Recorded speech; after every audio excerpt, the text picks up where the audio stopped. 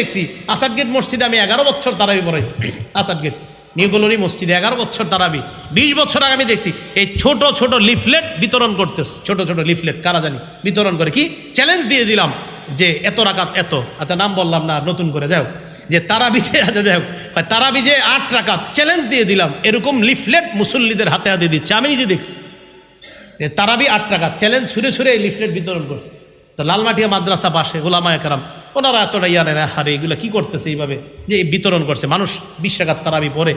এই লিফলেট পাওয়ার পর অনেক মানুষ নতুন করে আপনার 20 রাকাত ছেড়ে দিল। ছেড়ে দেওয়ার পর 8 রাকাত শুরু করলো। এখন আমি বলি যদি এই 20 রাকাত সুন্নাহ মোতাবেক হয়, যদি এই 20 রাকাত প্রমাণিত সুন্নাহ হয়, তাহলে একটা লোককে আপনি কেন 20 রাকাত থেকে 8 রাকাত বানাবেন? যদি 20 রাকাত এটা স্বীকৃত সুন্নাহ হয়, এই যে আপনি লিফলেট বিতরণ করার পর কতগুলা মানুষ এখন আগে 20 রাকাত পড়তো, এখন 8 রাকাত। এবং আশ্চর্য হবেন, গত 2 বছর আগে যে কোনো একটা টেলিভিশনেরও ফতুয়া এসে গেছে তারাবি না পড়লেও কোনো সমস্যা নেই, না পড়লেও কোনো সমস্যা নেই।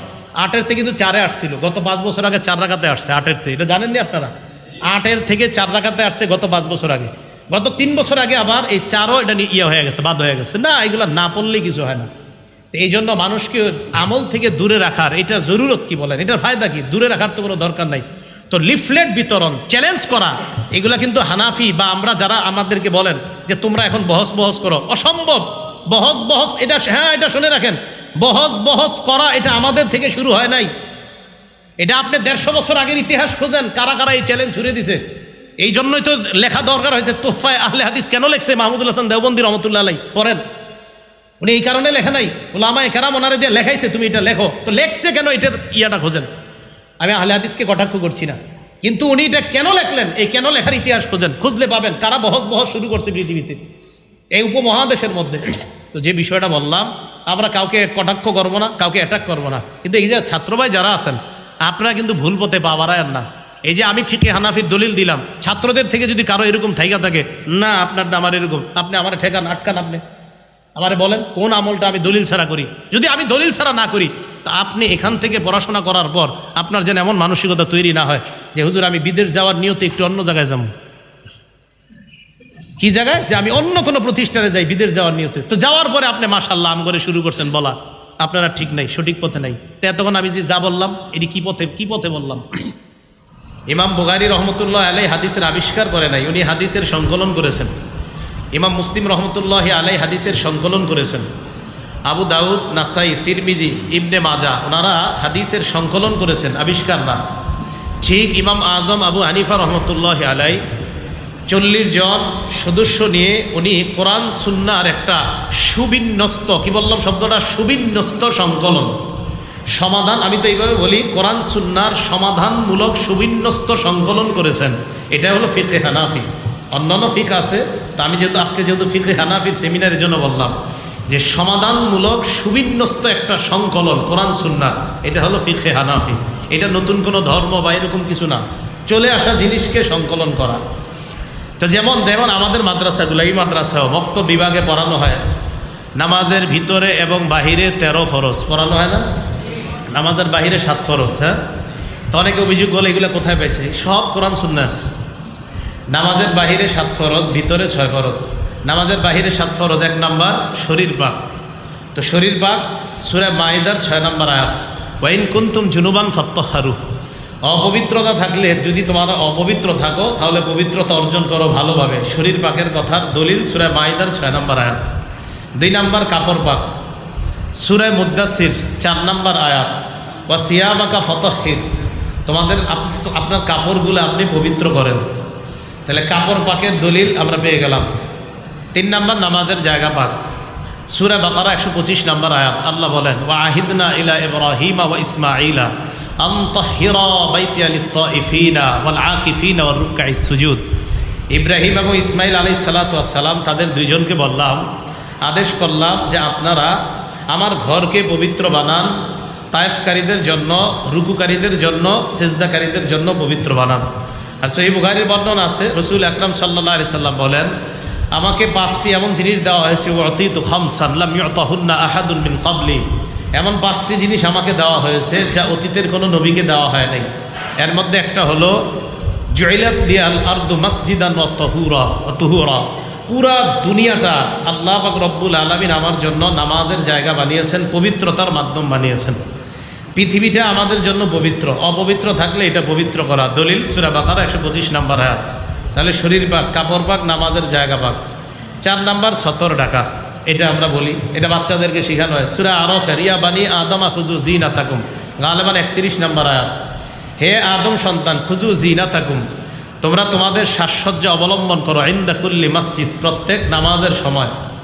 এই সাজসজ্জা অবলম্বন করার কথা বলা হয়েছে। আর সতরের ব্যাপারে তো আরও আছে। তো সতর ঢাকা এটা একটা ফিতরি স্বভাব, এটা মানুষের, এটা স্বভাবগত বৈশিষ্ট্য। আদম আলাইহিস সালাতু ওয়াস সালাম এবং হাওয়া, তারা দুইজনকে যখন ফাদাল্লাহুমা বি গুরুর ফালাম্মা যাকাশ শাজারাতা, তারা যখন ওই নিষিদ্ধ গাছের ফল ভক্ষণ করলো, বাদাত লাহুমা সাওআতুহুমা, তাদের লজ্জাস্থান থেকে কাপড় সরে গেল। তো সরে যাওয়ার পর অতফিকা ইয়াকসিফানি আলাইহিমা মিন ওয়ারাকিল জান্নাহ, জান্নাতের পাতা দিয়ে তারা নিজেদেরকে ঢাকতে লাগলেন। এখান থেকে বোঝা যায় আদম হাওয়া ওনাদেরকে কিন্তু কেউ বলে দেয় নাই যে লজ্জাস্থান খুলে যাওয়াটা লজ্জার বিষয়। ওনাদের আকল, ওনাদের তবিয়ত, স্বভাব বলে দিছে এটা লজ্জার বিষয়। সতর ঢেকে রাখাটা এটা হলো জরুরি, এটা খোলা থাকা লজ্জার বিষয়। তো 1 নাম্বার শরীর পাক, কাপড় পাক, নামাজের জায়গা পাক, সতর ডাকা। 5 নাম্বার কেবলামুখী হওয়া।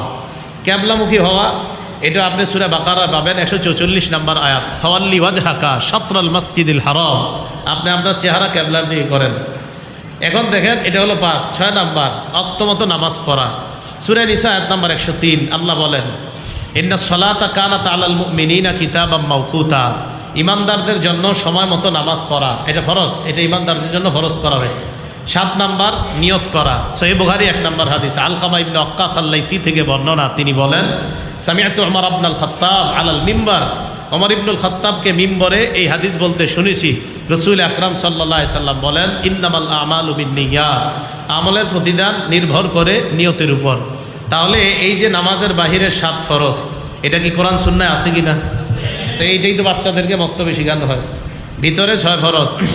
1 নাম্বার তাকবীরে তাহরিমা বলা, তাকবীর বলা, এটা সূরা মুদ্দাসসিরে পাবেন 3 নম্বর আয়াত। রব্বাকা ফাকাব্বির, আপনি আপনার রবের বরত্ব বর্ণনা করেন। তিরমিজি শরীফের 3 নম্বর হাদিসে আছে, তাহরিমুহা আত-তাকবীর ওয়া তাহলিলুহা আত-তাসলিম। নামাজের বাহিরে যত বৈধ কাজ আছে, কিছু বৈধ কাজ, যেই বৈধ কাজগুলো নামাজে হারাম, এই নামাজে ওই কাজগুলো হারাম করতে হয় প্রথম আল্লাহু আকবার এই তাকবীরের মাধ্যমে। তাহলে 1 নাম্বার তাকবীরে তাহরিমা বলা। 2 নাম্বার দাঁড়িয়ে নামাজ পড়া।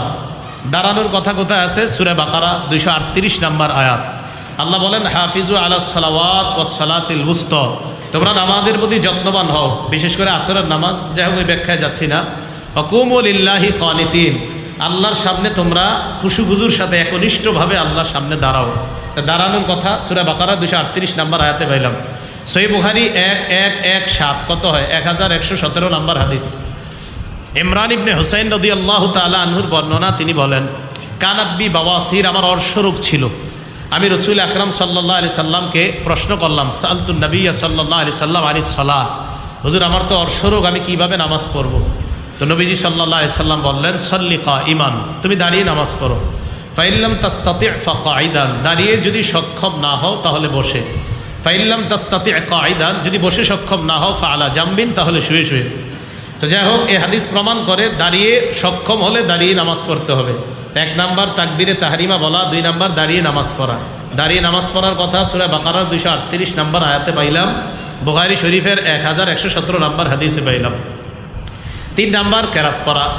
কেরাত পড়ার কথা সূরা মুজাম্মিলের 20 নম্বর আয়াতে আছে, ফাকরাউ মা তায়াসসারা মিনাল কোরআন, কোরআনের যেখান থেকে সহজ সেখান থেকে বড়। সহিহ বুখারীর 757, কত হয়? 757 নম্বর হাদিস। এই হাদিসের মধ্যে আসছে, রাসূল আকরাম সাল্লাল্লাহু আলাইহি সাল্লাম এক সাহাবাকে নামাজ শিক্ষা দিচ্ছে। ওই যে ওই প্রসিদ্ধ হাদিস, এক সাহাবা মসজিদে এসে নামাজ পড়ছে। নামাজ পড়ার পর রাসূল আকরাম সাল্লাল্লাহু আলাইহি সাল্লামকে সালাম দিলেন। ফরদ্দা আলাইহি, নবীজি সালামের জবাব দিলেন। দেওয়ার পর বললেন, ইরজি ফাসাল্লি ফাইন্নাকা লাম তুসাল্লি, যাও আবার নামাজ পড়ো, তুমি নামাজ পড়োনি। উনি আবার নামাজ পড়লেন। নামাজ পড়ার পর আবার আসলেন, সালাম দিলেন। রাসূল আকরাম সাল্লাল্লাহু আলাইহি সাল্লাম সালামের জবাব নিলেন। নবীজি আবার বললেন, ইরজি ফাসাল্লি ফাইন্নাকা লাম তুসাল্লি, যাও নামাজ পড়ো, তুমি নামাজ পড়ো নাই। এইভাবে 3 বার হয়েছে। 3 বারের পর ওই সাহাবা নবীজিকে বললেন, মা উহসিনু গায়রা, হুজুর এর চেয়ে ভালো আমি পারি না, আল্লিমনি, আমাকে শিখাইয়া দেন কিভাবে ভালোভাবে নামাজ পড়া যায়। তো নবীজি সাল্লাল্লাহু আলাইহি সাল্লাম শিখিয়ে দিলেন, ইদা কুমতা ইলাস সালাহ, যখন নামাজের ইচ্ছা করবা, ফাকাব্বির, তাকবীর বলে নামাজ শুরু করবা, ফাকরা মা তায়াসসারা মাআকা মিনাল কোরআন, কোরআনের যেই জায়গা থেকে সহজ ওই জায়গা থেকে তুমি পড়বা। এই যে কোরআন থেকে পড়া, তাহলে নামাজের ভিতরে 6 ফরজ। 1 নাম্বার তাকবীরে তাহরিমা বলা, 2 নাম্বার দাঁড়িয়ে নামাজ পড়া, 3 নাম্বার কেরাত করা, 4 নাম্বার রুকু করা, 5 নাম্বার সেজদা করা। এই 4 এবং 5 রুকু এবং সেজদা সূরা হজের 77 নাম্বার আয়াত। আল্লাহ বলেন, ইয়া আইয়ুহাল্লাযীনা আমানুর কাউ ওয়াসজুদু, হে ঈমানদারগণ তোমরা রুকু করো, তোমরা সেজদা করো।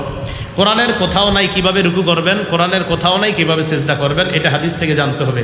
এজন্য কোরআন সুন্নাহ দুইটাই মানতে হবে। যদি শুধু বলেন কোরআন মানবো হাদিস মানবো না, তাহলে পথভ্রষ্ট হওয়ার সম্ভাবনা একদম 100%, বরং ঈমান চলে যাবে হাদিস না মানলে। কারণ কোরআনে আছে নামাজ পড়ো, কোরআনে আছে রুকু করো, হাদিসে আছে কিভাবে নামাজ, হাদিসে আছে কিভাবে রুকু করা, এই কথা হাদিসের মধ্যে আছে। তো এদিকে যাচ্ছি না আমি, এটা আহলে কোরআনের একটা ফিতনা আছে বর্তমানে চলতেছে, যারা শুধু কোরআন মানবে হাদিস মানবে না। আর নবীজি এই কথা আগেই বলে গিয়েছেন, ইবনে মাজাহ খুললে দেখবেন 11-12 নম্বর এই হাদিসগুলো পড়বেন। রাসূল আকরাম সাল্লাল্লাহু আলাইহি সাল্লাম বলেন, ইউশিকু, এমন একটা জামানা আসবে, ইউশিকু রাজুলু মুত্তাকিয়ান আলা আরিকাতি, এবার ভাব সাব নিয়ে বসে থাকবে সিংহাসনে, খুব বুঝি আমি এরকম ভাব ধরবে, ইউহাদ্দাসু বিহাদিসিম মিন্নি, আমার হাদিস তার সামনে পেশ করা হবে। তখন সে বলবে, বাইনানা ওয়া বাইনাকুম কিতাবুল্লাহ, কোরআন থাকতে হাদিসের কি দরকার। ফামা ওয়াজাদনা ফীহি মিন হারামিন হারামনা, কোরআনে যেটা হারাম এটা হারাম মানলেই তো হয়। ওমা ওয়াজাদনা ফীহি মিন হালালিন ইস্তাহলালনা, কোরআনের হালাল হালাল মানলেই তো হয়। নবীজি বলেন, সাবধান, এদেরকে জানায়া দিবা, আলা ওয়া ইন্নামা হাররামা রাসূলুল্লাহ মিসলু মা হাররামাল্লাহ, তাদেরকে জানায়া দিবা আমি রসুল যেটাকে হারাম করি এটাও আল্লাহর হারাম করার মতোই হারাম হয়ে যায়। তাহলে কোরআন শুধু মানবে আর হাদিস শুধু মানবে এমন না, কোরআন সুন্নাহ উভয়টাই মানতে হবে, উভয়টা না মানলে ঝামেলা আছে। এই জন্য বিদায় হজে সহিহ রাসূল আকরাম সাল্লাল্লাহু আলাইহি সাল্লাম বলে গিয়েছেন, সহিহুত তারগীবের বর্ণনা, সহিহুল জামেও তো পাবেন 40 নম্বর হাদিস, আব্দুল্লাহ ইবনে আব্বাসের বর্ণনা। নবীজি বলছেন, তারাকতু ফীকুম মা ইন ইসতাতাতুম বিহি, আমি তোমাদের কাছে 2টা জিনিস রেখে গেলাম, তারাকতু ফীকুম, আমি তোমাদের কাছে 2টা জিনিস রেখে গেলাম, তোমরা যদি এই 2টা জিনিস আঁকড়ে ধরো, ফালান তাদিল্লু, কখনো পথভ্রষ্ট হবে না। কিতাব আল্লাহ, একটা আল্লাহর কিতাব, 2 নাম্বার সুন্নাতা, মনে রাখবেন সুন্না বলছে, সুন্নাতা রসুলি, রসুল সাল্লাল্লাহু আলাইহি সাল্লামের সুন্নত। নবীজি কি বলছে, হাদিস না সুন্নত? সুন্নত কেন বলছে? সুন্নত বলারও একটা কারণ আছে। কি কারণ? জুমার নামাজের দিন আজান কয়টা হয়? 2টা। বলেন কয়টা হয়? 2টা। এক আজান নবীজির হাদিসে পাওয়া যায়, তো আরেক আজান আপনারা কোথায় পান? তো আমরা জবাব দিই, আরেক আজানও নবীজির হাদিসের মধ্যেই পাই আমরা। কিভাবে? ইবনে মাজাহ 42 নম্বর হাদিস, রসুল আকরাম সাল্লাল্লাহু আলাইহি সাল্লাম বলেন, আলাইকুম বিসুন্নতি, তোমরা আমার সুন্নত আঁকড়ে ধরো, ওয়া সুন্নাতিল খুলাফায়ে রাশিদিন আল মাহদিয়িন, এবং হেদায়েত প্রাপ্ত খোলাফায়ে রাশেদার সুন্নত আঁকড়ে ধরো। তামাসসাকু বিহা আদ্দু আলাইহা বিন নওয়াজিস, ভালোভাবে মজবুতভাবে আঁকড়ে ধরো, যেই দাঁত দিয়ে হাড্ডি খাও এই দাঁত দিয়ে আঁকড়ে ধরবা, মানে মজবুতভাবে আঁকড়ে ধরবা। এখন দেখেন, প্রশ্ন করবে, এক আজান রসুলের সুন্নাহে পাইলেন, আরেক আজান কোথায় পাইলেন? তো আমরা জবাব দিই, আরেক আজান হযরত ওসমানের সুন্নাহ, ওসমানের সুন্নত যে মানতে হবে এটা কোথায় পাইলেন? আমরা জবাব দিই, ইবনে মাজার 42 নম্বর হাদিস। ইবনে মাজার 42 নম্বর হাদিসে কি আছে? রসুল বলছে আমার সুন্নত, আর হেদায়েত প্রাপ্ত খোলাফায়ে রাশেদার সুন্নত। বলেন হযরতে ওসমান হেদায়েত প্রাপ্ত খোলাফায়ে রাশেদার একজন কিনা? তো এই জন্য আমরা ওসমানেরটা মানি। তার মানে ওসমানের সুন্নাহ মানা মানিও নবীজির কথা মানা। কি কথা বুঝে আসছে সবার? তো আসেন আবার আসি ওই কথায়। 4 নাম্বার 5 নাম্বার রুকু করা, সেজদা করা, সূরা হজের 77 নাম্বার আয়াত। 6 নাম্বার আপনার শেষ বৈঠক, অর্থাৎ আখিরি বৈঠক, যে বৈঠক আমরা আত্তাহিয়াতু পড়ি। তো রাসূল আকরাম সাল্লাল্লাহু আলাইহি সাল্লাম আব্দুল্লাহ ইবনে মাসউদ রাদিয়াল্লাহু তাআলা আনহুকে এইভাবে হাতে ধরে নামাজ শিক্ষা দিয়েছেন। শেষে নবীজি শিক্ষা দিয়েছেন তাশাহুদ পড়া। তো তাশাহুদ পড়া শিক্ষা দেওয়ার পরে বলে দিয়েছেন, তুমি যখন এটা পড়বা বা এই পরিমাণ বসে থাকবা, বাস তোমার নামাজ আদায় হয়ে গেছে। মন চাইলে তুমি বসো, মন চাইলে তুমি উঠে যাও। তো শেষ বৈঠক করা, এটাও আপনি আবু দাউদের 960 নম্বর বর্ণনাটা দেখেন, আরও আশেপাশে অনেকগুলা বর্ণনা শেষ বৈঠকের।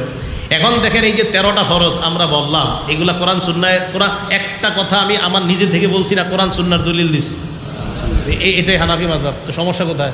হ্যাঁ, এখন আপনারা বলেন, এই হানাফি মাযহাব যে বললাম, এখানে সমস্যাটা কোথায় পাইছেন? এবার আসেন, আপনি পবিত্রতা অর্জন করবেন, পবিত্রতা ছাড়া নামাজ হবে না। সংক্ষেপে বলছি, মন দিয়ে শোনেন। তিরমিজি শরীফের 1 নাম্বার হাদিস, লা তুকবালু সলাতুন বিগাইরি তুহুর, পবিত্রতা অর্জন ছাড়া নামাজ হবে না, পবিত্রতা লাগবেই।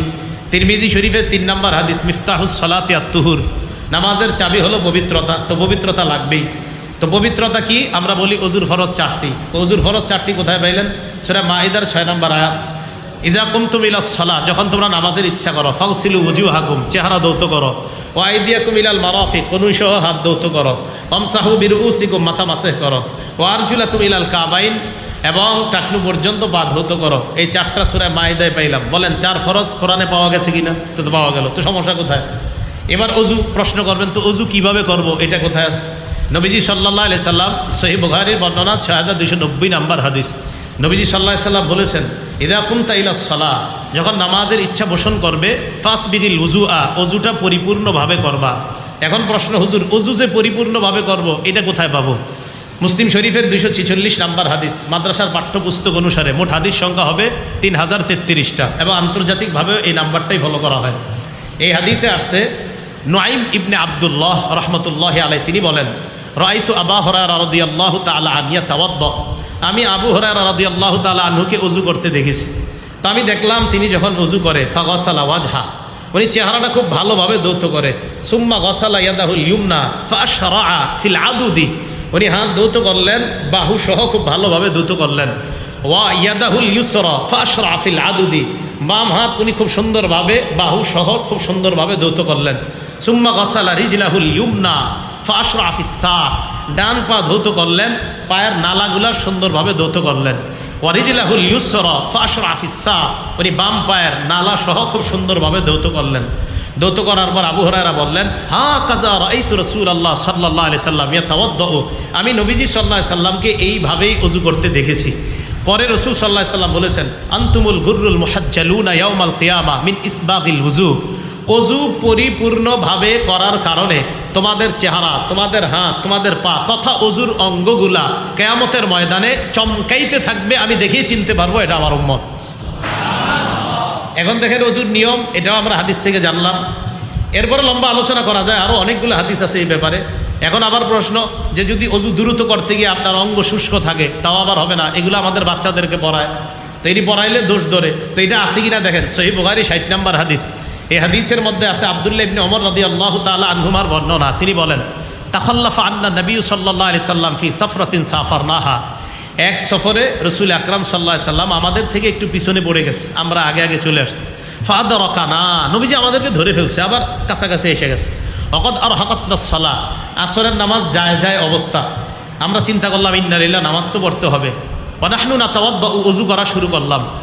ওযু করা শুরু করার পর আমরা জালনা নামসাহু আলা আরজুলিনা, পাগুলা কোনো মতে ধৌত করতেছি, মানে কোনো মতে পা ধৌত করতেছি, ধৌত করে নামাজ পড়বো। নবীজি ফানাদা বিআলা সাওতিহি, পিছন থেকে জোরে ডাক দিয়েছে, এই ওয়াইলুল লিল আকাবি মিনান নার, ওয়াইলুল লিল আকাবি মিনান নার, মাররাতাইনি আও সালাসান, 2বার বা 3বার বললেন, যেই জায়গা শুকনা আছে এটা জাহান্নামে যাবে, যেই জায়গা শুকনা আছে এটা জাহান্নামে যাবে। আমাদের বাচ্চাদেরকে এইগুলা সিরিয়ালে সিরিয়ালে আপনার ছন্দে ছন্দে পড়ানো হয়। তো এইগুলা কোথায় পাইছে? এই যে বুখারী 60 নম্বর হাদিসে পাইছে। তো এটাই তো হানাফি মাযহাব। আপনারা মানে কি নতুন কোনো ধর্ম মনে করছেন কিনা আমি জানি না। এরপরে দেখেন, আপনি ওযু করলেন, ওযু করার পর এবার আপনি ওযুর পরে কালিমায়ে শাহাদাত পড়া, এটা বিভিন্ন ওযুখানায় লেখা থাকে। এখন এটার উপরে প্রশ্ন তোলে যে এটা লেখা আছে, এই এরকম যে লেখা আছে এটা কোথায় আছে? ভাই এটা নাই, মুসলিম শরীফের 234 নম্বর হাদিসে আছে। এই হাদিসের বর্ণনা, রসুল আকরাম সাল্লাল্লাহু আলাইহি সাল্লাম বলেন, মামিন রাজুলিন ইয়াতাওয়াদ্দাউ, কোনো মুসলমান যখন ওযু করে, ফায়ুবলিগুল ওযুআ আও ইউসবিগুল ওযুআ, উত্তম রূপে ওযু করার পর, সুম্মা ইয়াকুলু আশহাদু আল্লা ইলাহা ইল্লাল্লাহ ওয়া আন্না মুহাম্মাদান আবদুহু রাসূলুহু, এখানে এতটুকু বর্ণনা, আরও অন্য জায়গায় ওয়া আশহাদু আন্না সহ আছে। এটা পড়ার পর আরেকটা দোয়া কিছু বর্ণনা আছে, আল্লাহুম্মা জাআলনি মিনাত তাওয়াবিন ওয়া জাআলনি মিনাল মুতাতাহহিরিন, এটা পড়লে তো রসুল আকরাম সাল্লাল্লাহু আলাইহি সাল্লাম বলে, ইল্লা ফুতিহাত লাহু আবওয়াবুল জান্নাতিস সামানিয়া, আর কিছু বর্ণনায় পাবেন আপনারা, ইল্লা ফুতিহাত লাহু সামানিয়াতু আবওয়াবিল জান্নাহ, জান্নাতের 8টা দরজা তার জন্য খুলে দেওয়া হয়। এখন এই কথাগুলো আমাদের বাচ্চাদেরকে পড়ানো হয়, তো বাচ্চাদেরকে রাস্তাঘাটে কয় এটা কই পাইছস এরকম জিজ্ঞাসা করা হয়, নাউজুবিল্লাহ। বাচ্চাদেরকে যে পড়ানো হচ্ছে, আপনি দেখেন আমি প্রত্যেকটা কথায় দলিল দিচ্ছি, বাচ্চাদেরকে ছোটবেলা থেকে এটা পড়ানো হয়। তো আমি তো বলি আমাদের এই মাদ্রাসাগুলোতে আসেন, হানাফি ফিকহ যেখানে পড়ানো হয়, বাচ্চাদেরকে নাবালেগ অবস্থা থেকেই তাদেরকে কোরআন সুন্নাহ অনুযায়ী বড় করা হয় তাদেরকে। একটা আমল দেখান আপনি যেটা কোরআন সুন্নাহ বহির্ভূত আছে। এরপরে ওযু করার পর আপনি তাহিয়াতুল ওযু যদি পারেন 2 রাকাত পড়া। সহিহ বুখারীর বর্ণনা 1098 নাম্বার হাদিস। বেলাল রাদিয়াল্লাহু তাআলা আনহুকে নবীজি বলেন, বেলাল তুমি কি আমল করো বলো তো, হাদ্দিসনি বিআরজি আমালিন আমিলতাহু ফিল ইসলাম, ইসলামে তুমি আশাব্যঞ্জক কোন আমল করো যে আমলের কারণে ফাইন্নী সামিআতু দাফান আলাইকা বাইনা ইয়াদাইয়া ফিল জান্নাহ, আমি জান্নাতে তোমার পায়ের জুতার আওয়াজ আমার আশেপাশে শুনতে পেলাম, কি আমল করো? তো হযরত বেলাল বলে, হুজুর এমন তো আমল আমি আশাব্যঞ্জক আমল আমার জানা নাই, গায়রা আন্নিলাম আতাতাহহার বিতুহুরিন ফি সাআতি লাইলিন আও নাহার ইল্লা সাল্লাইতু মা কুতিবা লি আন উসাল্লিয়া, যখনই আমি দিনে রাতে ওযু করি সাথে সাথে যতটুকু তৌফিক দেয় আল্লাহ ওই পরিমাণ সালাত আদায় করি। নবীজি বললেন, হ্যাঁ এই আমল আল্লাহর কাছে এত পছন্দ যে জান্নাতে তোমার পায়ের জুতার আওয়াজ আমরা শুনতে পাই। এরপরে ওযু করার পর আমরা কি বলি? মসজিদে যাবেন। মসজিদে যাবেন, যাওয়ার পর আমরা মসজিদের সামনে একটা দোয়া লেখা থাকে, এটা আছে কিনা? মুসলিম শরীফের 713 নম্বর হাদিস, রাসূল আকরাম সাল্লাল্লাহু আলাইহি সাল্লাম বলেন, ইদা দাখালা আহাদুকুমুল মসজিদ, তোমাদের কেউ যখন মসজিদে ঢুকে ফালইউসাল্লিম আলান নবী সাল্লাল্লাহু আলাইহি সাল্লাম, নবীজির উপর দুরূদ পড়বা, পড়ার পর এরপরে এই দোয়াটা পড়বা, আল্লাহুম্মা আফতাহলি আবওয়াবা রাহমাতিক, বের হওয়ার সময় আল্লাহুম্মা ইন্নী আসআলুকা মিন ফাদলিক। মসজিদে ঢুকলেন, ঢোকার পর এরপরে মসজিদে কোনো নাপাক ময়লা ইত্যাদি যদি দেখেন এটা পরিষ্কার করে দেওয়া, এটা একটা বর্ণনা আছে, খাদেম সাহেবের অপেক্ষা না করা। সহিহ বুখারীর বর্ণনা 5760 নম্বর হাদিস, 5760 5760, এটা ফাথুল বারী অনুযায়ী সিরিয়াল। আমাদের মাদ্রাসার যে বুখারীগুলা এখানে 2টা রকম দেওয়া আছে, দেখবেন আপনারা 2 রকমের মাঝখানে একটা কালো দাগ আছে, দেখবেন পাশে ফা লেখা আছে একটা, এ ফা মানে ফাথুল বারী। ফাথুল বারী অনুযায়ী হাদিসের সিরিয়াল মোট হবে 7563টা, যেটা আপনারা পকেটে পকেটে রাখেন ওইটাও এই সিরিয়াল। আর মুসলিম শরীফ যারা পকেটে রাখেন আপনারা অনেকে, এটা সিরিয়াল কিন্তু আন্তর্জাতিক সিরিয়াল না, এটাতে আছে 7453টা, এটা আন্তর্জাতিক সিরিয়াল না, আন্তর্জাতিক হলো 3033টা, যেটা ওইটা ঠিক আছে। এই জন্য পকেটওয়ালারা আবার আমার কথাগুলো মিলাবে, আমি জানি। তো পকেটওয়ালারা মিলানোর আগে না, সমস্যা নাই, মিলান। আপনারা যখন দেখবেন মুসলিমেরটা না মিলে মাদ্রাসায় মুফতি শামসুদ্দোহা আশরাফী সাহেবের কাছে আসবেন, উনি ইনশাল্লাহ খুলে মিলিয়ে দিবে আপনাদেরকে। তো যাই হোক, রাসূল আকরাম সাল্লাল্লাহু আলাইহি সাল্লাম নামাজে দাঁড়াইছে, বাইনামান নবী সাল্লাল্লাহু আলাইহি সাল্লাম ইসল্লি, নামাজ পড়ছেন, ফারাআ ফি কিবলাতিল মসজিদি নুখাওয়া, নবীজি নামাজের মধ্যে দেখলেন কেবলার দিকে আপনার নাকের শ্লেষা পড়া, ফাহাক্কাহা বিয়াদিহি, নবীজি নিজ হাত মুবারক দ্বারা এটা মুছে দিলেন, ফাতাগাইয়াজা, রাগ হয়ে গেলেন। এরপর বললেন, ফাইন্না আহাদাকুম ইদা কানা ফিস সালাহ, তোমাদের কেউ যখন নামাজে থাকে, ফাইন্নাল্লাহা হিয়া আলা ওয়াজহিহি, আল্লাহ তার সামনে থাকে। আল্লাহ কোথায় থাকে? এই যে এটা বললাম না, বলবে আল্লাহ সামনে থাকে, আল্লাহ কি সব জায়গায় থাকে? তো বুখারী শরীফের হাদিসই তো বললেন আল্লাহ সামনে থাকে। আরে কোন কিতাব? এখন বলেন কোন কিতাব? বুখারী। মানে বুখারী এই দলিল যখন দেই, বুখারীতেই কথা আছে যে আল্লাহ সামনে থাকে, তো এটা কোন কিতাব থেকে বললাম আমি? তো বুখারী শরীফের কিতাব, এখান থেকেই তো বললাম। তো রাসূল আকরাম সাল্লাল্লাহু আলাইহি সাল্লাম বললেন, ফালা ইয়াতানাখামান্না আহাদুকুম হিয়া আলা ওয়াজহিহি, চেহারার সামনে কেউ থুতু ফালাইবা না, নাকের শ্লেষা ফালাইবা না, কারণ সেখানে আল্লাহ থাকে। আচ্ছা, নামাজে আসলাম, এবার ভালো করে শোনেন। আসার পর এবার আমরা সালাতে দাঁড়াইলাম, বিসমিল্লাহ, আল্লাহুম্মা লাকাল হামদু ওয়া লাকাশ শুকর। সালাতে দাঁড়ানোর পর নামাজে আমরা দাঁড়াইলাম, দাঁড়ানোর কথা আগেই বলছি, কোরআনে আছে, সূরা বাকারা 238 নম্বর আয়াতে আছে, কুমু লিল্লাহি কানিতিন, নামাজে দাঁড়ানো। তো নামাজে দাঁড়াইলাম, দাঁড়ানোর পর আল্লাহু আকবার বলি, মানে তাকবীর বলি। তাকবীর বলার কথা কোথায় আছে? সহিহ বুখারীর 789 নম্বর হাদিসে আছে। এই হাদিসে আছে, রাসূল আকরাম সাল্লাল্লাহু আলাইহি সাল্লাম যখন নামাজ শুরু করতেন, ইউকাব্বিরু হিনা ইয়াকুম, দাঁড়ানোর সময় আল্লাহু আকবার বলতেন, সুম্মা ইউকাব্বিরু হিনা ইয়ারকা, রুকু করার সময় আল্লাহু আকবার বলতেন, সুম্মা ইউকাব্বিরু হিনা ইয়ারফাউ সুলবাহু মিনা রাকআহ, রুকু থেকে ওঠার সময় আল্লাহু আকবার বলতেন, সুম্মা ইয়াকুলু ওয়া হুয়া কায়িমুন সামিআল্লাহু লিমান হামিদা, দাঁড়িয়ে বলতেন সামিআল্লাহু লিমান হামিদা, সুম্মা ইউকাব্বিরু হিনা ইয়াহবি, সিজদায় যাওয়ার সময় বলতেন আল্লাহু আকবার, সুম্মা ইউকাব্বিরু হিনা ইয়াসজুদ, দ্বিতীয় সিজদা করার সময় বলতেন আল্লাহু আকবার। এইভাবে করার পর দুই রাকাতের পর বৈঠক যখন করতেন, সুম্মা ইউকাব্বিরু হিনা ইয়াকুমু মিনাস সিনতাইন, আপনার দ্বিতীয় বৈঠক করার পর ওঠার সময় আল্লাহু আকবার বলতেন। তো আল্লাহু আকবার বলতেন, এটা আমরা হাদিসে পাইলাম। এবার আল্লাহু আকবার যখন বলি আমরা হাত উঠাই, তো আমরা বাচ্চাদেরকেও শিখাই, সবাই আমরা শিখি এইভাবে যে হাত উঠাইলে আঙ্গুলগুলা স্বাভাবিক ফাঁকা রাখা। আঙ্গুল ফাঁকা রাখার কথা কোথায় আছে? তিরমিজি শরীফের 239 নম্বর হাদিসে আছে। রাসূল আকরাম সাল্লাল্লাহু আলাইহি সাল্লাম কানা ইদা কাব্বারা, যখন তাকবীর বলতেন, নাশারা আসাবিআ, নবীজি আঙ্গুলগুলা স্বাভাবিক ফাঁকা রাখতেন। তাহলে দাঁড়ানো পাইলাম, তাকবীর বলা পাইলাম, আঙ্গুল এইভাবে ফাঁকা রাখা এটা পাইলাম। এবার হাত উঠাইবেন কিভাবে? আল্লাহর হস্তে আমার কথাগুলো মহব্বতের সাথে শুনবেন, আমিও মহব্বতের সাথেই বলছি আপনাদেরকে। আমি কেন বলছি এগুলো জানেন? একটা সুন্নাহ যেটা একটা মানুষ সঠিকভাবে আমল করে, আপনি কেন এসে তাকে নতুন দাওয়াত দিবেন? এটা আমার কষ্ট। একটা মানুষ যদি, আমি আরিফ বিন হাবিব যদি আমি সঠিকভাবে চলি সুন্নাহের উপর, আপনি নতুন করে এসে আমাকে কেন বুঝাবেন? এবার দেখেন, আমরা যখন তাকবীরে হাত উঠাই, মুসলিম শরীফের 390 নাম্বার হাদিস, এই হাদিসে আসছে রাসূল সাল্লাল্লাহু আলাইহি সাল্লাম যখন তাকবীর বলতেন, রফা ইয়াদাই, হাত উঠাইতেন, হাত্তা তাকুনা হাজওয়া মানকিবাই, হাতগুলা কাঁধ বলেন, বাংলাটা বলেন, কাঁধ কি, কাঁধ বরাবর উঠাইলেন। আচ্ছা, কাঁধ বরাবর উঠাইলেন, এখন আপনি এই হাদিস পেয়ে আমাকে দাওয়াত দিতে চলে আসলেন যে আপনি কাঁধ বরাবর উঠান না কেন? অথচ পরের হাদিস 391 নাম্বার হাদিসটা আপনি কি একটু দেখলেন না? 390 নাম্বার হাদিসে কাঁধ বরাবর। 391 নাম্বার হাদিসের বর্ণনাকারী মালিক ইবনুল হুয়াইরিস রাদিয়াল্লাহু তাআলা তিনি বলেন, আন্নাহু রাআ রাসূলুল্লাহি সাল্লাল্লাহু আলাইহি সাল্লাম, তিনি রাসূল আকরাম সাল্লাল্লাহু আলাইহি সাল্লামকে দেখেছেন, নবী যখন তাকবীর বলতেন, রফা ইয়াদাই, হাত উত্তোলন করতেন, হাত্তা ইউহাজি বিহিমা উজুনাই, কান বরাবর হাত উঠাইতেন। কি বরাবর? তাহলে মুসলিম শরীফের 390 নাম্বার হাদিস কাঁধ বরাবর, 391 নাম্বার হাদিস কান বরাবর। তো বাচ্চাদেরকে কানের লতি শিখান, এই তো কথা। তো কানের লতি কোথায় আছে? এই 391 নাম্বার হাদিসেরই শেষে আছে। অরুবিয়া আন কাতাদা, নবী সাহাবা কাতাদা রাদিয়াল্লাহু তাআলা আনহুর বর্ণনা, আন্নাহু রাআ রাসূলুল্লাহ সাল্লাল্লাহু আলাইহি সাল্লাম, তিনি নবীজিকে দেখেছেন, নবীজি হাত উঠাইছেন, হাত্তা হাজিয়া বিহিমা ফুরুআ উজুনাই, নবী সাল্লাল্লাহু আলাইহি সাল্লাম কানের লতি বরাবর হাত উঠাইছে। কি বরাবর? এখন আপনারা আবার বলবেন, তো হুজুর বৃদ্ধাঙ্গুলি কানের লতি বরাবর থাকা, এটা আবার কই পাইছেন?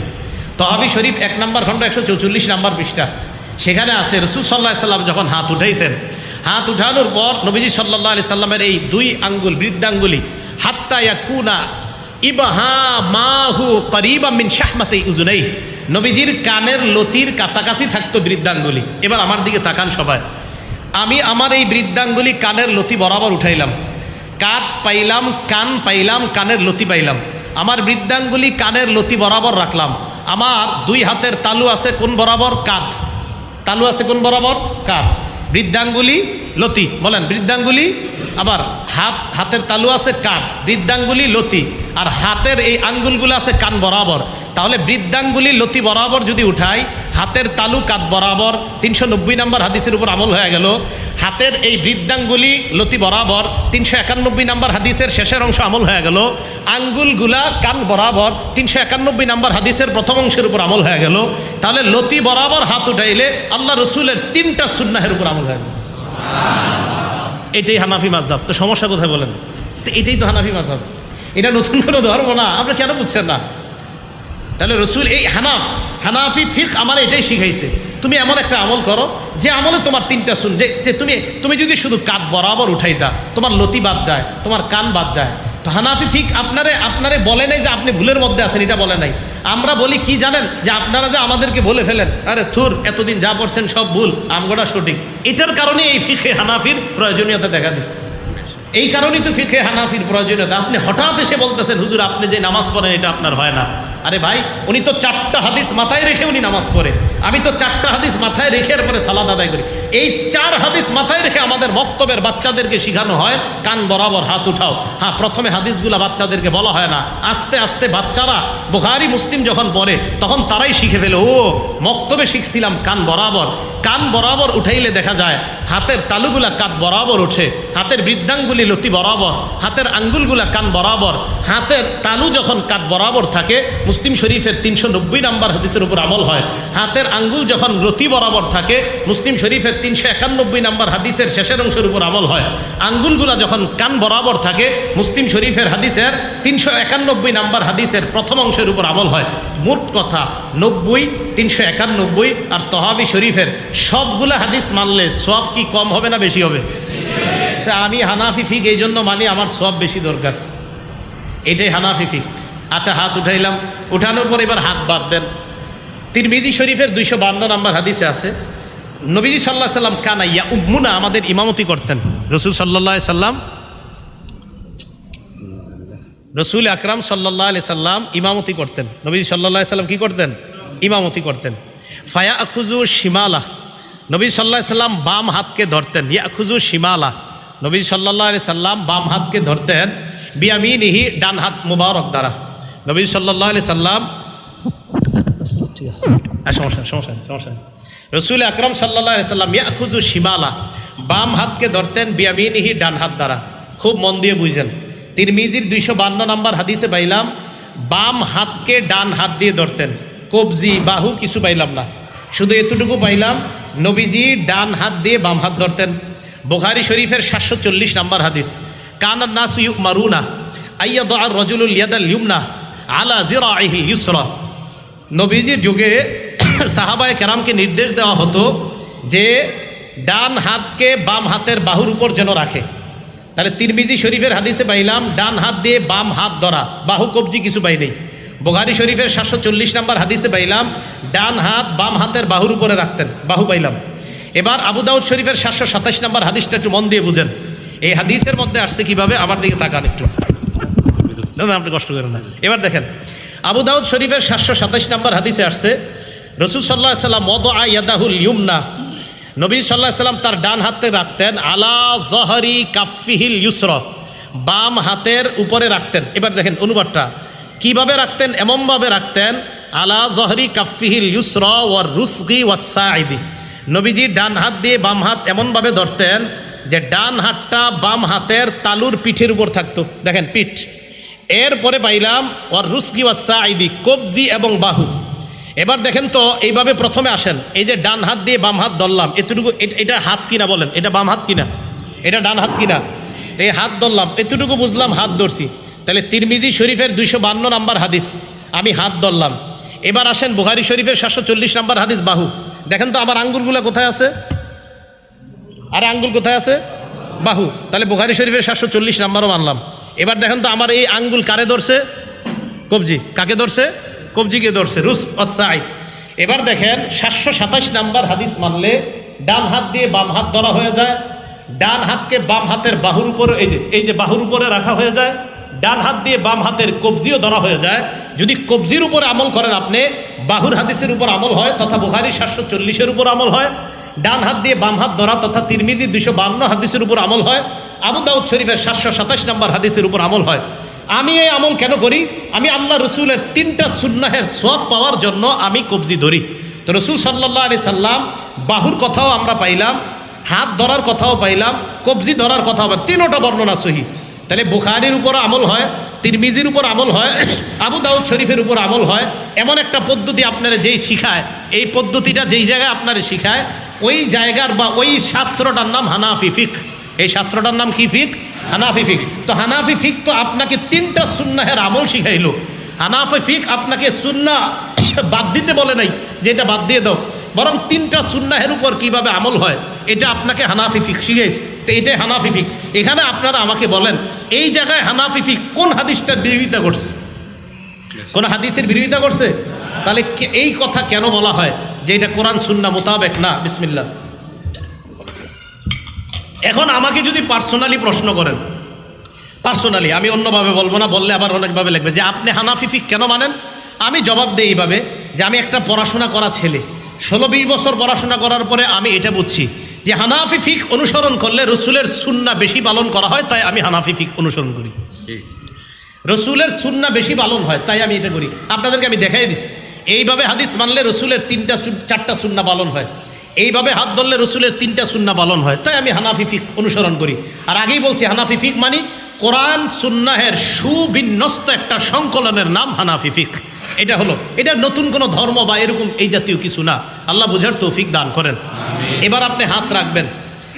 মুসান্নাফু ইবনে আবি শাইবা 3959 নাম্বার হাদিসের বর্ণনা। এই জায়গায় আসছে আপনার ওয়াইল ইবনে হুজুর রাদিয়াল্লাহু তাআলা আনহুর বর্ণনা, রাআইতুন নাবিয়্যা সাল্লাল্লাহু আলাইহি সাল্লাম, আমি নবীজিকে দেখেছি, ওয়াদা ইয়াদাহুল ইউমনা আলা শিমালিহি, নবী সাল্লাল্লাহু আলাইহি সাল্লাম তার ডান হাত বাম হাতের উপর রাখছে, ফি সালাতি তাহতা সুররা, নামাজের মধ্যে নাভির নিচে তার হাত রাখছে। এই হাদিসের সনদ সহিহ। মুসান্নাফু ইবনে আবি শাইবা 3959 নাম্বার হাদিসের বর্ণনা, আমি নবীজিকে দেখলাম ডান হাত বাম হাতের উপরে রাখছে নামাজের মধ্যে। আচ্ছা এবার শুনেন, আমি প্রশ্ন হলো হুজুর আচ্ছা অন্যগুলা মানলে সমস্যা কোথায়, এটাই আপনি মানতে হবে কেন? আমি কেন মানি দেখেন। তাহলে এটা পাইলাম মুসান্নাফু ইবনে আবি শাইবার পরের বর্ণনাটা 3960 নম্বর বর্ণনা, ইব্রাহিম নাখাই রহমতুল্লাহি আলাই, তিনি ওয়াদা ইয়াদাহুল ইউমনা আলাল ইউসরা তাহতা সুররাতি ফিস সালাহ, উনি ওনার ডান হাতকে বাম হাতের উপর রাখতেন নাভির নিচে। এরপরে আপনার 60 নম্বর বর্ণনা তো এটা পাইলাম, আজীব একটা বর্ণনা কি, ইমাম আহমদ ইবনে হাম্বল রহমতুল্লাহ আলাই এবং ইসহাক ইবনে রাহওয়াই ইমাম বুখারী রহমতুল্লাহ আলাইহির উস্তাদ। এবার এই বাংলাটা একটু বলেন, ইসহাক ইবনে রাহওয়াই কার উস্তাদ? আবার বলেন, কার উস্তাদ? এই ইমাম বুখারীর উস্তাদ ইসহাক ইবনে রাহওয়াই কি বলেন, তাহতা সুররতি আকওয়া ফিল হাদিস, নাবির নিচে হাত রাখাটা এটাই শক্তিশালী মনে হচ্ছে হাদিসের ক্ষেত্রে, ও আকরাবু ইলা তাআ, এবং আল্লাহর কাছাকাছি সবচেয়ে বেশি পৌঁছার, বিনয়ী হওয়া, আল্লাহর সামনে নিজের বিনীতভাবে উপস্থাপন করার সবচেয়ে সেরা উপায় নাবির নিচে হাত বাঁধা বলেই আমার কাছে মনে হয়। এটা আপনার ইসহাক ইবনে রাহওয়াই ইমাম বুখারী রাহমাতুল্লাহি আলাইহি উস্তাদ উনি বলেন, তাহতা সুররতি আকওয়া ফিল হাদিস, হাদিসের মজবুতির ক্ষেত্রে নাবির নিচে হাত রাখাটাই বেশি শক্তিশালী বলে মনে হচ্ছে। ও আকরাবু ইলাল্লাহ, আল্লাহর কাছাকাছি যাওয়ার ক্ষেত্রেও নাবির নিচে হাত রাখাটাই আমার কাছে বেশি শক্তিশালী মনে হচ্ছে। ইমাম বুখারী রহমতুল্লাহ আলাইহির উস্তাদ ইসহাক ইবনে রাহওয়াই, এটা ওনার বক্তব্য। তা এখন আপনি বলবেন কেন করেন? তা আমি দেখলাম পড়াশোনা করে যে আসলেই তো এখানে হাত রাখলে এটা নিজের বিনীত ভাব খুব বেশি হয়। আপনি সত্যি সত্যি দেখেন, আপনারা যারা এইভাবে হাত রাখেন না নাবির নিচে, একদিন আপনি এমনি ঘরে কাউরে দেখান লাগবো না, বাহিরে গেলে হয়তো কেউ দেখবেই, তো আপনি ঘরে নিজে নিজে একটু নাবির নিচে হাত রাখা দেখেন, 1-2 রাকাত নামাজ পড়েন নাবির নিচে হাত রাখার পর, আপনি দেখেন আপনার ভিতরে বিনয়ী ভাব বেশি কাজ করে কিনা। আপনি দেখেন বড় বড় উলামায়ে কেরাম তাবিঈরা তারা বলছেন নাবির নিচে হাত রাখলে বিনয়ী ভাবটা বেশি আসে। ইমাম বুখারীর উস্তাদ এই কথা বললেন। তা আপনি আজকে দেখেন এইভাবে দাঁড়াইলে নাবির নিচে হাত রাখা যে আল্লাহর কাছে নিজের ছোট মনে করা কি বেশি হয় না হয় না? এটা আপনি দেখেন। আমি অন্যগুলা কি কিন্তু বলছি না যে না আপনি পদভ্রষ্ট, আপনি বাতিল, আপনি শেষ, আমি এই পর্যন্ত কাউকে বলছি এই কথা না, এটা আমি কাউকে বলি নাই, যদিও আমাদেরকে একের পরে এক বলা হয়। এখন দেখেন এই যে প্রথম থেকে শেষ পর্যন্ত প্রত্যেকটা বর্ণনায় আমি আপনাদেরকে একটা না একাধিক হাদিস শোনাইলাম।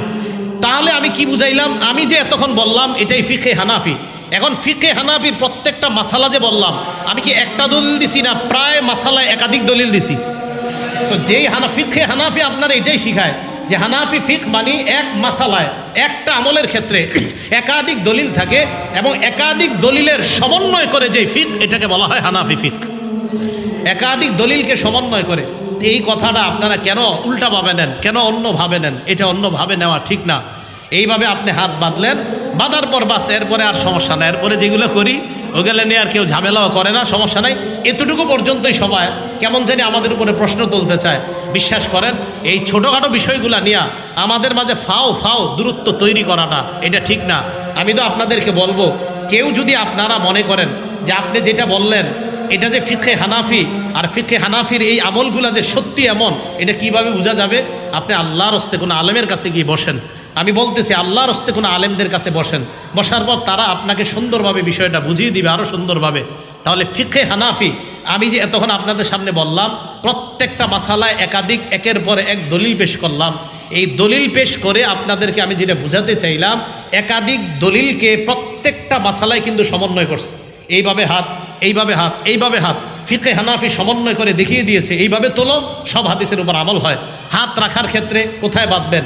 ফিকহে হানাফি একাধিক দলিল আনছে, আনার পর আপনাকে এমন পদ্ধতির হাদিসটা মানতে বলে যেই হাদিসটা মানলে অন্যান্য হাদিসগুলোর উপর আমল হয়ে যায়। এটাই ফিকহে হানাফি। আর এই ফিকহে হানাফি এই শিক্ষাটা আমাদেরকে দেয়।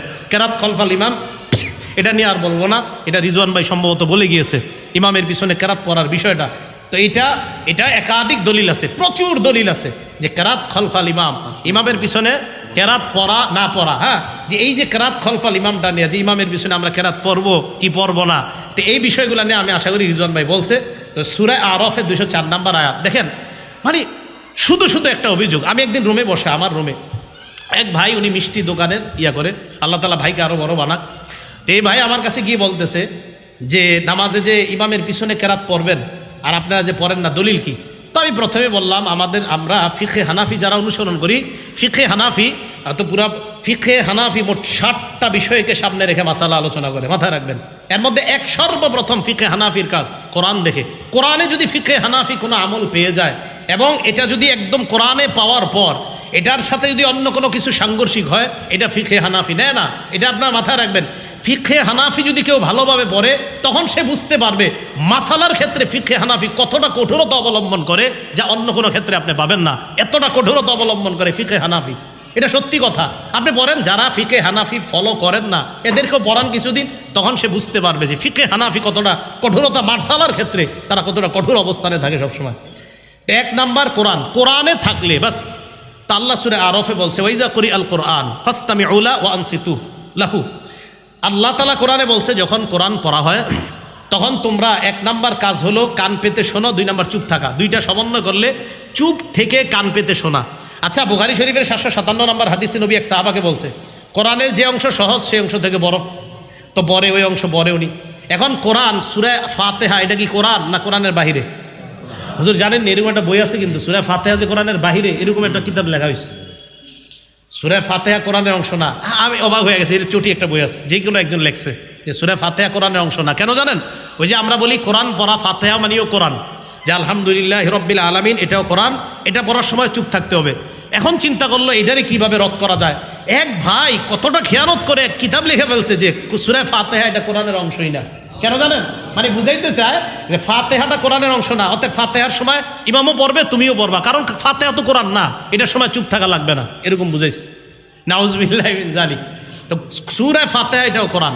ওয়াইদা করি আল কোরআন, যখন কোরআন পড়া হয় কান পেতে শ্রবণ করা। এখন দেখেন কান পেতে শ্রবণ করা আবার চুপ থাকা, দুইটা হুকুম আল্লাহর।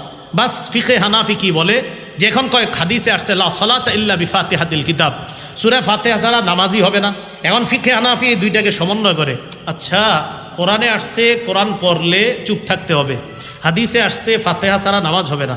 ফিকে হানাফি এখানে দেখে যে কোরআন পড়লে চুপ থাকা এটা আল্লাহর নির্দেশ। বাস এখানে ফিকে হানাফি কি বলে যে কোরআন যখন পড়া হবে এটা যেই পড়বে, ইমাম সাহেব যখন পড়বে পিছনে যারা থাকবে তারা চুপ থাকতে হবে। এখন প্রশ্ন আসবে ফিকে হানাফির উপর, তাহলে লা সালাতা ইল্লা বিফাতিহাতিল কিতাব এই হাদিস কোথায় যাবে? এটার ব্যাখ্যা ফিকে হানাফি এইভাবে দেয় যে লা সালাতা ইল্লা বিফাতিহাতিল কিতাব এটা লিল ইমাম আও লিল মুনফারিদ, এটা হলো ইমামের জন্য। ইমাম যখন কেরাত পড়ে তখন মুক্তাদি পড়া দরকার নাই। আপনারা বলবেন পড়া দরকার নাই কেন? হাদিসে আসছে আবার ইন্নামা জুইলাল ইমাম লিউতাম্মা বিহি, ইমামকে সামনে দাঁড়ায় তার অনুসরণ করার জন্য। আরেক হাদিসে আসছে আল ইমামু জামিন, আমার আপনার সব দায়িত্ব ইমাম সামনে নিয়েই দাঁড়ায়। তো কেরাত পড়ার দায়িত্বটা ইমাম সামনে নিয়ে নিছে, নেওয়ার পরে উনি ওখানে দাঁড়িয়েছে। এই জন্য আরেকটা কথা মনে রাখবেন, দরখাস্ত যদি পেশ করা হয়, আমরা এই মসজিদের সবাই প্রধানমন্ত্রী বরাবর একটা আবেদন পেশ করব, সব মিছিল দিয়ে যাব না কয়েকজন প্রতিনিধিকে পাঠাবো? আবু বলে না কয়েকজন প্রতিনিধিরা সবাই যাব? হ্যাঁ, এই জন্য দরখাস্ত পেশ করাটা একসাথে সবাই না করে একজন করাটাই উত্তম। আলহামদুলিল্লাহ সূরা এটা একটা দরখাস্ত আল্লাহর কাছে পেশ করা। এই দরখাস্ত ইমাম সাহেব পেশ করতেছেন, অন্যরা শুনে শুনে আমিন বলে এটাকে সাপোর্ট দিতেছেন। হ্যাঁ হ্যাঁ হ্যাঁ, ইমাম সাহেব যা বলছে আল্লাহ আপনি কবুল করে নিন। তাহলে এই বিষয়গুলা তো ইমাম সাহেব যখন পড়বে আমরা তখন চুপ থাকা, এটা কোরআনের নির্দেশ। তাহলে সূরা ফাতিহা কিভাবে, যে একাকি যখন কেউ পড়বে তার সূরা ফাতিহা ছাড়া নামাজ হবে না, আর ইমাম সাহেব সূরা ফাতিহা পড়তে হবে, উনি না পড়লেও সালাত হবে না, ওয়াজিব তরক হয়ে যাবে। তাহলে ইমামের পিছনে যে পড়া লাগবে না এটার দলিল আবার কোরআনে। আল্লাহ বলছে যখন কোরআন পড়ে তখন চুপ থাকো, ইমাম যখন পড়বে তোমরা চুপ থাকবা। আর ইমাম পড়লে আমরা যে পড়তে হবে না, আরও অনেক দলিল আছে যে ইমাম সামনে যায় তার অনুসরণ করার জন্য, ইমাম যা বলবে পিছন থেকে শুধু অনুসরণ করব। আরেকটা কি, ইমাম জামিন, আমাদের বিষয়গুলা জিম্মায় নিয়ে উনি সামনে দাঁড়ায়। এই জন্য এই বিষয়গুলা মাথায় রেখে কেরাত খলফাল ইমাম, তথা ইমামের পিছনে যে কেরাত পড়া, ফিকে হানাফি এটার সমন্বয় এইভাবে করে যে কেরাত পড়া হলেই চুপ থাকতে হবে। এবার আরেকটা প্রশ্ন দাঁড় করায় যে সূরা আরফের গালেবান 204 নম্বর আয়াত মনে হয়, যে এই আয়াতটা যে নামাজের ক্ষেত্রে এটার দলিল কি? আল্লাহ একাধিক মুফাসসির, এক দুইজন না অসংখ্য মুফাসসিরদের অভিমত হলো এই আয়াত এটা নামাজের সাথে সম্পৃক্ত। এই আয়াত এটা নামাজের সাথে সম্পৃক্ত। নামাজে যখন তেলাওয়াত করা হবে তখন চুপ থাকা, এটা মানতেই চায় না। তো এই যে বললাম, এক ভাই আমার কাছে আসার পর কয় জানি তো সূরা আরফের দলিলটা দিবেন আমারে, কয় আমি আচ্ছা তো সূরা আরফের দলিল দিলে সমস্যা কি? কয় সূরা আরফ কি নামাজের ক্ষেত্রে? আমি কি ইন্না লিল্লাহ, কি বলেন? সূরা আরফ নামাজের ক্ষেত্রে না, এটা কে বল? তাফসিরে তবারির লেখকের নাম জানেন? ওনা বললাম তবারি কেন বললাম জানেন? তাফসিরে তবারিটা আবার আমাদের দেশের এক শ্রেণীর ভাই খুব ভালোভাবে এটা নেয়। তাফসিরে তবারিটা নেওয়ার অনেক কারণ আছে, আমি জানি কি কারণ। তো এটা আবার অনেকে নেয়, অনেকে মানে আমাদেরকে, অনেকে যারা সহ্য করে না তারা নেয়। আমি বললাম তাফসিরে তবারির লেখক যিনি, উনিও বলছে এই আয়াতটা ওয়াইদা কুরিয়াল কোরআন এটা নামাজের ক্ষেত্রে। হ্যাঁ উনিও এই কথা বলছে, হ্যাঁ উনি তো এই কথা বলছে। এখন উনি এই কথা বলছে, তখন আস্তে ধীরে কেমন জানি বলতে চায়, আরে উনি বললে হবে নাকি, নবীজিরা বলছে এটাই। এই হলো বিষয়গুলো আর কি। যাই হোক, আমি এই পর্যন্ত কিন্তু আমি কোনো শ্রেণীর নাম নিছি না, আমি নাম নেইনি, মানে বললাম যে বলে। এখন বলবেন যে কে বলে, তো যে বলে সে কে বলে? যে বলে সে কি যে কয় এটা কি নবী? কয় না, নবীজি বলছে। এখন আর এই কথা শোনা যাবে না। এরপরে দেখেন আরো কিছু বিষয় থাকে আমাদের। এই যে লাইলাতুল বারাআত, এই লাইলাতুল বারাআতের ব্যাপারে এক ভাই আমার কাছে আসার পর কয় ওই রাত্রে যে হালুয়া রুটি এগুলা কি আছে? তা আমি বললাম না, নাই। তা ওই ভাই আবার প্রশ্ন করলেন, ওই রাতে হালুয়া রুটি বেজি বানানো হয়, সাপ বানানো হয় রুটি দিয়া, আরো অনেক আকৃতি, ঘোড়া, বাঘ, ভাল্লুক, এগুলা ঠিক? আমি না, ঠিক না তো। ওই রাতে যে গোসল করলে মাথার পানির চুল পড়লে, মহিলাদের চুলের এই পানিগুলা পড়লে প্রত্যেক ফোটায় ফোটায় নেকি ঝরে যায়, মুকসুদুল মুমিনিন না আরো কিছু বইয়ের নাম লেখছে, এগুলাতে আছে, এগুলো ঠিক? না, এগুলো তো ঠিক না। বলতে বলতে হঠাৎ আমারে বলে ফেলতেছে কি, আচ্ছা লাইলাতুল বারাত যে এটা ফজিলতের রাত, এটা ঠিক না? আমি কই হ্যাঁ এটা ঠিক। কই কে বলছে? আমি কই নাসিরউদ্দিন আলবানী রহমতুল্লাহ আলাইহি বলছে। তো যখন আমি বললাম নাসিরউদ্দিন আলবানী রহমতুল্লাহ, কই নাসিরউদ্দিন আলবানী বলছে? হ্যাঁ, নাসিরউদ্দিন আলবানী রহমতুল্লাহ বলছে। কয় হুজুর শিওর আপনি নাসিরউদ্দিন আলবানী বলছে? আমি কই ভাই সত্যি নাসিরউদ্দিন আলবানী বলছে।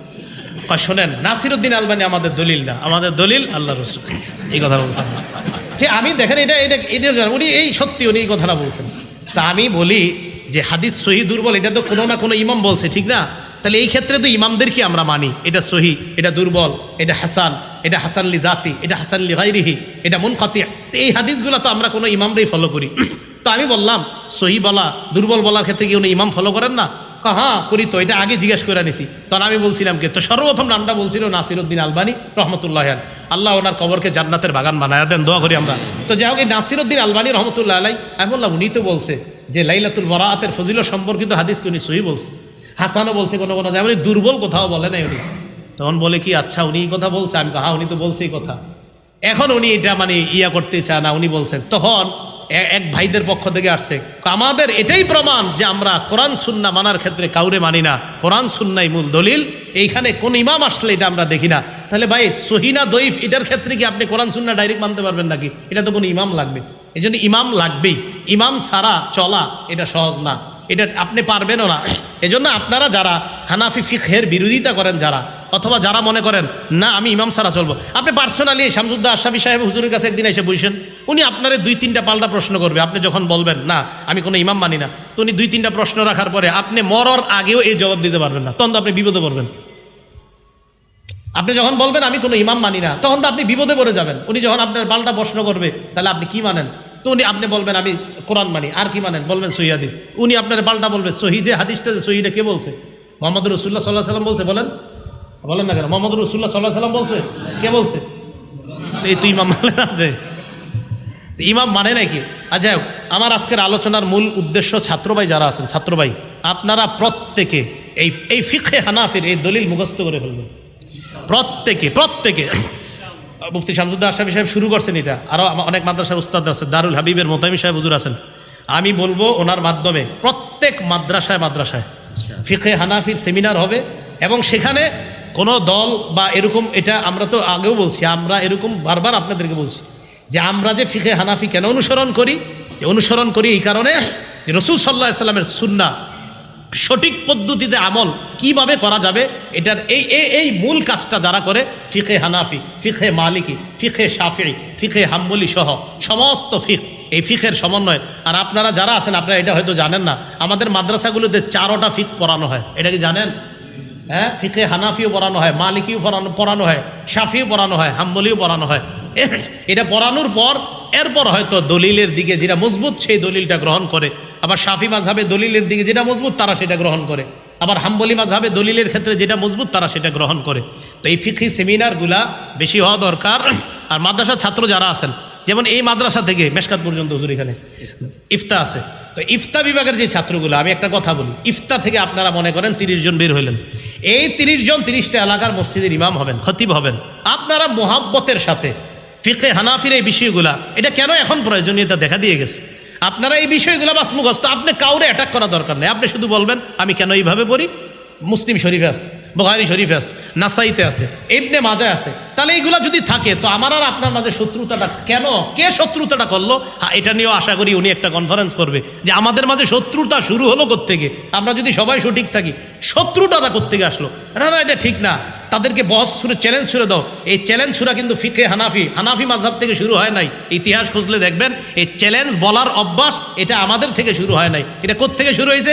150 বছর আগে ইতিহাসে যদি যান তখন দেখবেন এটা কোত্থেকে শুরু হয়েছে। কি বলেন? এই জন্য এগুলো আমাদের থেকে শুরু হয় নাই। আমরা কখনো অ্যাটাকিং না ছিলাম না, কাউকে আক্রমণাত্মক শব্দ আমরা বলার মতো মানুষ ছিলাম না। আমাদেরকে প্রথমে 13 বছর শুধু আক্রমণ করছে, পরে 10 বছর জবাব দিছি। বুঝলেন না? নবীজি 13 বছর আক্রমণ সহ্য করছে, পরে 10 বছর জবাব দিছে। আমাদেরকে প্রচুর আক্রমণ করা হয়েছে, সহ্য করছে, কিচ্ছু বলে নাই। আমি নিজে দেখছি আসাদ গেট মসজিদে আমি 11 বছর তারাবি পড়াইছি। আসাদ গেট নিউ কলোনি মসজিদে 11 বছর তারাবি। 20 বছর আগে আমি দেখছি এই ছোট ছোট লিফলেট বিতরণ করতেছে। ছোট ছোট লিফলেট কারা জানি বিতরণ করে, কি চ্যালেঞ্জ দিয়ে দিলাম যে এত রাকাত এত, আচ্ছা নাম বললাম না, নতুন করে যাও যে তারাবিজে, আচ্ছা যাই হোক তারাবিজে 8 রাকাত চ্যালেঞ্জ দিয়ে দিলাম, এরকম লিফলেট মুসল্লিদের হাতে হাতে দিচ্ছে। আমি নিজে দেখছি যে তারাবি 8 রাকাত চ্যালেঞ্জ ছুঁড়ে ছুঁড়ে এই লিফলেট বিতরণ করছে। তো লালমাটিয়া মাদ্রাসা পাশে ওলামায়ে কেরাম ওনারা এতটা ইয়া নেয়, হারে এগুলো কি করতেছে এইভাবে যে বিতরণ করছে, মানুষ 20 রাকাত তারাবি পড়ে। এই লিফলেট পাওয়ার পর অনেক মানুষ নতুন করে আপনার 20 রাকাত ছেড়ে দিল। ছেড়ে দেওয়ার পর 8 রাকাত শুরু করলো। এখন আমি বলি যদি এই 20 রাকাত সুন্নাহ মোতাবেক হয়, যদি এই 20 রাকাত প্রমাণিত সুন্নাহ হয়, তাহলে একটা লোককে আপনি কেন 20 রাকাত থেকে 8 রাকাত বানাবেন? যদি 20 রাকাত এটা স্বীকৃত সুন্নাহ হয়, এই যে আপনি লিফলেট বিতরণ করার পর কতগুলা মানুষ এখন আগে 20 রাকাত পড়তো, এখন 8 রাকাত। এবং আশ্চর্য হবেন গত 2 বছর আগে যে কোনো একটা টেলিভিশনেরও ফতুয়া এসে গেছে তারাবি না পড়লেও কোনো সমস্যা নেই, না পড়লেও কোনো সমস্যা নাই। 8-এর থেকে কিন্তু 4-এ আসছিল, গত 5 বছর আগে 4 রাকাতে আসছে 8-এর থেকে, এটা জানেননি আপনারা? 8-এর থেকে 4 রাকাতে আসছে গত 5 বছর আগে। গত 3 বছর আগে আবার এই 4ও এটা ইয়ে হয়ে গেছে, বাদ হয়ে গেছে। না, এগুলো না পড়লেই কিছু হয় না। এই জন্য মানুষকে আমল থেকে দূরে রাখার এটা জরুরত কি বলেন, এটার ফায়দা কি? দূরে রাখার তো কোনো দরকার নাই। তো লিফলেট বিতরণ, চ্যালেঞ্জ করা, এগুলা কিন্তু হানাফি বা আমরা যারা আমাদেরকে বলেন যে তোমরা এখন বহস করো, অসম্ভব। বহস এটা, হ্যাঁ এটা শুনে রাখেন, বহস করা এটা আমাদের থেকে শুরু হয় নাই। এটা আপনি 150 বছর আগের ইতিহাস খোঁজেন, কারা কারা এই চ্যালেঞ্জ ছুড়ে দিছে। এই জন্যই তো লেখা দরকার হয়েছে তোহফায়ে আহলে হাদিস। কেন লেখছে? মাহমুদুল হাসান দেওবন্দি রহমতুল্লাহ আলাইহি পড়েন, উনি এই কারণে লেখা নাই, উলামায়ে কেরাম ওনারে দিয়ে লেখাইছে তুমি এটা লেখো। তো লেখছে কেন? এটার ইয়াটা খোঁজেন। আমি আহলে হাদিসকে কটাক্ষ করছি না, কিন্তু উনি এটা কেন লেখলেন, এই কেন লেখার ইতিহাস খোঁজেন, খুঁজলে পাবেন কারা বহস শুরু করছে পৃথিবীতে, এই উপমহাদেশের মধ্যে। তো যে বিষয়টা বললাম, আমরা কাউকে কটাক্ষ করবো না, কাউকে অ্যাটাক করবো না, কিন্তু এই যে ছাত্র ভাই যারা আছেন আপনারা কিন্তু ভুল পথে পা বাড়ায়েন না। এই যে আমি ফিকে হানাফির দলিল দিলাম, ছাত্রদের থেকে যদি কারো এরকম ঠাইকা থাকে, না আপনার না আমার এরকম, আপনি আমার ঠেকান, আটকান, আপনি আমারে বলেন কোন আমলটা আমি দলিল ছাড়া করি। যদি আমি দলিল ছাড়া না করি, তা আপনি এখান থেকে পড়াশোনা করার পর আপনার যেন এমন মানসিকতা তৈরি না হয় যে হুজুর আমি বিদেশ যাওয়ার নিয়তে একটু অন্য জায়গায় যাবো। কি জায়গায়? যে আমি অন্য কোনো প্রতিষ্ঠানে যাই বিদেশ যাওয়ার নিয়তে। তো যাওয়ার পরে আপনি মাশাআল্লাহ আম করে শুরু করছেন বলা, আপনারা ঠিক নাই, সঠিক পথে নাই। তো এতক্ষণ আমি যে যা বললাম এটি কি পথে বললাম? আমাদের মাদ্রাসার অনেক ছেলেরা বিদেশ যাওয়ার জন্য বিভিন্ন প্রতিষ্ঠানে যায়, যাওয়ার পরে এদের মুখ দিয়ে বলানো হয় এরা যে ঠিক না, তুমি কইলে অনেক তাড়াতাড়ি তুমি বিদেশ যাওয়ার সহজ সুযোগ হয়ে যাবে। এগুলা কিন্তু করেন না। হ্যাঁ, এই যে আশরাফি সাহেবের মাদ্রাসার ছাত্র যারা আছেন, আপনাদের অনেক ছাত্ররা আসছেন, তো বললাম ফিকে হানাফির কোনো আমল ভুল প্রমাণিত করে এরপরে আপনার মন চাইলে আপনি অন্যটা করেন, কিন্তু যদি ভুল প্রমাণিত করতে না পারেন তাহলে আপনি এটা ছাড়বেন কেন? এই প্রশ্নটা আমার। ফিকে হানাফির কোনো আমল, আমরা যে আমল করি, এই আমল যদি ভুল প্রমাণিত করতে না পারেন তাহলে আপনি কেন আমাকে নতুন দাওয়াত দিবেন? আর আপনি কেন একটা স্বীকৃত সুন্নাহকে বাদ দিয়ে আরেকটা করবেন? এটা আপনি ঠিক না। আপনারা আল্লামা আব্দুল মালিক সাহেবের আল কাউসারে এটা লেখা দিছে, উনি আব্দুল মালিক সাহেব হুজুর নিজে বলছেন, আব্দুল্লাহ জাহাঙ্গীর রহমতুল্লাহ আলাইহির সাথে ওনার ব্যক্তিগত একটা কথা আব্দুল্লাহ জাহাঙ্গীর রহমতুল্লাহ আলাইহি বলছেন, হ্যাঁ আমিও অনেক চিন্তা ভাবনা করে দেখছি যে আসলে যেই এলাকায় যেই সুন্নাটা মশহুর প্রসিদ্ধ, ওই এলাকায় ওই সুন্না পালন করাটাই নিরাপদ। যেই এলাকায় যেই সুন্না প্রসিদ্ধ সেখানে এটা পালন করাই নিরাপদ। আমাদের দেশের মানুষ যে সুন্না এতদিন ফলো করত, হঠাৎ তারা নতুন করে নতুন কোনো দাওয়াত পেয়ে আগের সুন্নাকে আগের সুন্নাকে মানে এটা ভুল, আগেরটা ভুল, এখন নতুন কোথাও যাচ্ছে। তো এই জন্য আপনি একটু চিন্তা করেন, আপনার আব্বা যে এতদিন এই আগের সুন্নত পালন করছে, উনি তো কবরে আছে, ওনার কি অবস্থা হবে? হ্যাঁ, আপনার দাদা যে এই সুন্না পালন করে কবরে গেছে, ওনার কি অবস্থা হবে? আল্লাহ আমাদেরকে বুঝার তৌফিক দান করেন, আল্লাহ আমাদের সকলকে বুঝার তৌফিক দান করেন। আমি যে কথাগুলো বললাম শুনলাম, আমার মূল মাকসাদ ছাত্র ভাইদেরকে উদ্বুদ্ধ করা, মুখস্থ করেন, দলিল মুখস্থ করেন, প্রত্যেক মাসালায় দলিল মুখস্থ করা। এক মাসালা দ্বারায় আপনার যখন কেউ বলবে আপনি আপনার মুখ চলবে, বাস একের পর এক দলিল মুখস্থ করে মুখ চলবে। যেন জায়গায় জায়গায় আসরের নামাজ কোথাও বললেন, পড়ার পর একজনে বললেন হুজুর আপনি যে আমল করলেন দলিল দিয়ে যান, মসজিদের মাইকটা নিয়ে বলবেন বসেন সবাই, একের পর এক 5, 7, 8টা 10টা দলিল বলতে থাকবেন, শেষ। বুঝলেন না? আল্লাহ আমাদেরকে বুঝার তৌফিক দান করেন। ওয়া আখিরু দাওয়ানা আলহামদুলিল্লাহি রাব্বিল আলামিন। জাযাকুমুল্লাহ। অত্যন্ত চমৎকার এবং বাল্যিকভাবে আলোচনা করেছেন।